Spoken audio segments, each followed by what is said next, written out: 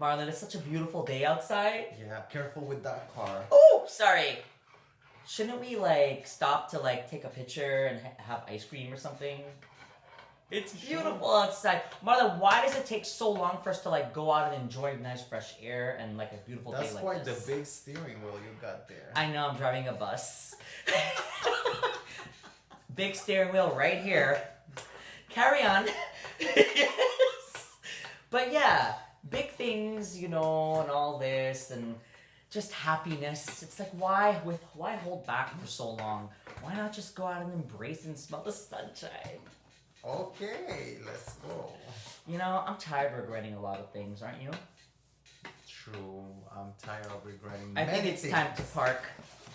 Aye! Aren't you tired of regrets? Stay tuned.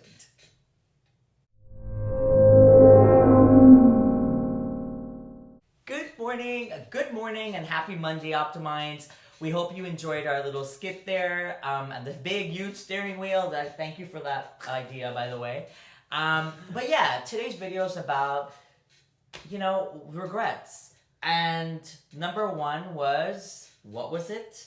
Embrace your inner happiness. I think that's a super important point because recently I took my first trip, and for those of you that don't know, one of my happiest moments is when I travel, is when I go on a plane. And after an entire year of not going on a plane, something just awoken in me. And I forgot how happy it makes me. And I said to myself, why did I wait so long? I know I could have traveled, but I was playing it safe. But embrace your happiness, not just flights, not just driving outside or going for a walk during the day or whatever the case is, but look back at your life and ask yourself, what are the things you hoped for yourself and what is holding you back? So that's where I was going with point number one of why did I forget certain things that brought my happiness? Because I got too comfortable in routine, and routine can be dangerous. Expand, Marlon. Because I know you know this one. Well, talking about embracing your inner happiness, just be honest with yourself. Do what makes you happy. So many people are so uptight because they're afraid to admit that they like painting. They're afraid to admit that they like pottery, right? They're afraid to admit that maybe they're in their happy place being in their couch watching TV, and if that makes you happy and it's not something that's gonna detriment you being a better person and you advancing in life, I don't see why you shouldn't be embracing it. But that's very easy to say, Marlon. Some people that are working all day go from, guess what, workstation in their house to kitchen to eat to couch to bed and make a routine. What advice do you have to say to them saying, well, I do like these things, but it's easy to forget when I'm stuck in routine? How do you take a step back and see what things are you doing that they're a routine and do something different? As simple as that. I say if you're looking at your social media, and those of you, I know a lot of you are looking at this from this video, look and see what other people are doing. Not to say you have to do it. Get ideas. Even pop culture. Sometimes we forget the things that are going on, and we need reminders. And make a list. You said it recently. Mm-hmm. Making a list of things that you like to do, and just jotting it down on paper. I recently was looking at one of your videos, and our videos, and I think that's point number one that can help you guys. So, point number two. Divorce from unhappiness. So I wrote this when I wrote our points out when I was flying, and I gotta say, creative juices were flowing. Divorce from unhappiness. How many of you, I feel like I'm on Mean Girls, the movie, but I'll put this back up. Yeah, adjust the optics there. Adjust the optics. How many of you feel like you want a divorce from your unhappiness? Whatever it may be in your life right now. Mm-hmm. And if you're not, you're lying. Because even if it is a routine change in the morning or the afternoon or the weekend, it doesn't all have to do with your Monday to Friday life. It could be anything. I say divorcing from unhappiness starts with identifying what you do like and then what you don't like. What are you going to work on to try to get there? And the issue we all have is we're looking at the big, huge thing that we want to get to. But we forget sometimes you got to take steps and building blocks to get to that. And you never know what you could learn in each of those steps. Marlon, point. Divorcing from unhappiness to me, again, I always say this in videos after videos after videos, and I'm not gonna get tired of saying it. And honestly, I don't care if you wanna say that Marlon has repeated like 100 million times. Seek your inner peace. That's how you're gonna divorce from your unhappiness. Seek having peace. Kick the people that instead of edifying your life, come and they step on your life and step all over you. Kick them to the curb, right? People who just come to your life to absorb the energy out of you, but they don't put energy back into you by helping you being a better person. Take them out of your life as well. If there are certain habits that take you from being the best you, it could be Your smile. right. It could be alcoholism. It could be even a current work environment.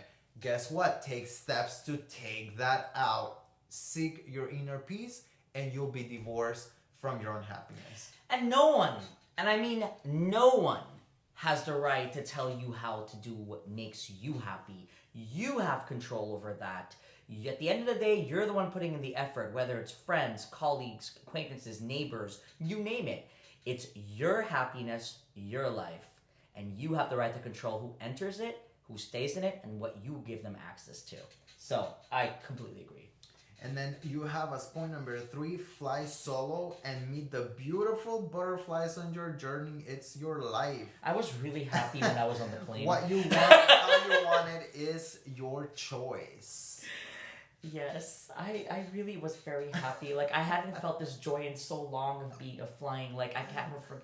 Like, it's just the happiest. That's like I need to like go on a plane more often. So yeah, fly solo, because basically that was me for a while. And then literally I thought about this because when I was out, as I'm out often, whether it's a grocery store or even recently on a vacation going for a walk by myself, I met people. They literally just sense the energy. And they just, small things like your smile. You're observing the ocean. You're looking at the architecture. It's funny that you may know certain people for a long time that don't notice these things about you. And I'm not pointing fingers or anything, but I'm just saying, like, I've spoken to other people that have said this. And you could know someone for a long time, but do you really know them? And then it takes a complete stranger sometimes to walk in to point things out that you're like, wow, how did you catch on to that? So flying solo for me was, I had met someone on the plane and learned that he was doing yoga, and we were looking at my recent yoga that I did, if you guys saw my personal Instagram, and I hadn't done that in over 11 years. And he's like, that's good for someone that hasn't done it in 11 years, but he's giving me tips and tricks. And I said, you know what? I really appreciate that.